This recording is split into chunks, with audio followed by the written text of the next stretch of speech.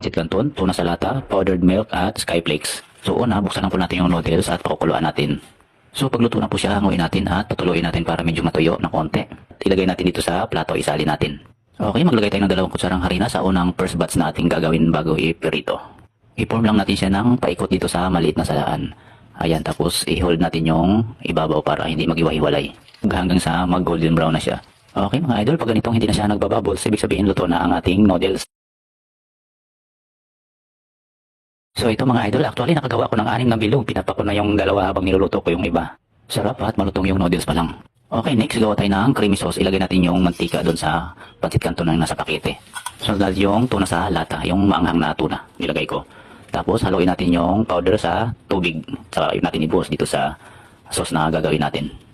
Hintayin lang natin na kumulo mga idol. Ito is skyflakes, maglalagay tayo mamaya. Isunod na natin pag buhos yung mga flavorings na nasa pakete. Okay, hintayin